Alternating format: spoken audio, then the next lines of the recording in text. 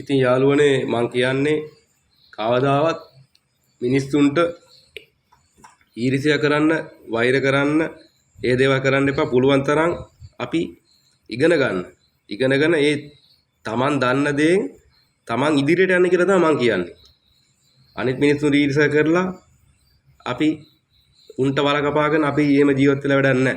එහෙනම් අපි කරන දේ අපි මැරුණාම කවදා හරි දවසක රටකට අන්න අර මිනිස්සයා හොඳට හිටපු මිනිස්සෙක් ඒ ඉන්නකම් හොඳ දේවල් කරා අන්න ඒ වචනේ අහගෙන මැරුණත් අන්න ඒ නාමය තියාගන්නකො.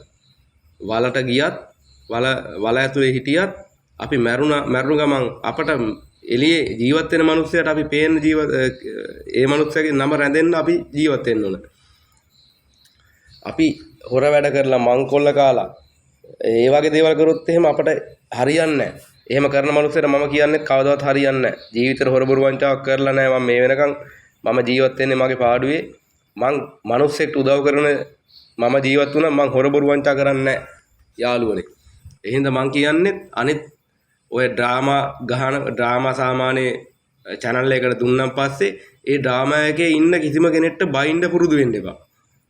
මොකද අපි හැම කෙනෙක්ම කලාකරුවෙට ආදරය කරන්න ඕන. කලාකරුවොත් එක්ක අපි ඉන්න ඕන. ඒක තමයි එකමුතුව කියන්නේ රටේ. ශ්‍රී ලංකාවේ කියන රටේ එකමුතුව කියන්නේ ඒකයි. නමුත් ශ්‍රී ලංකාවේ එහෙම එකමුතුවක් නැත්තම් ওই ජපානයේ චීනේ කොච්චර දියුණු රටවල්ද? ඒ දියුණු රටවල් කියන්නේ ඇයි? එයාලගේ එකමුතුවක් තියෙනවා. අපේ ලංකාවේ ඉන්න උන්ගේ එකමුතුවක් නැහැ. ඇත්ත කතාව ඒකයි. ඉතින් ඒ හින්දා මේ මට කියන්න තිබ්බේ දේ තමයි ඉතින් යාළුවනේ මගේ YouTube channel එකට subscribe පාරක් දීලා ඔයාලා මට සහයෝගයක් දෙන්න මට ඉදිරියට යන්න. හරි එහෙනම් ජය වේවා බුල්සන්න යාළුවනේ. පරිස්සමින් තියෙන වැටේ කරගන්න.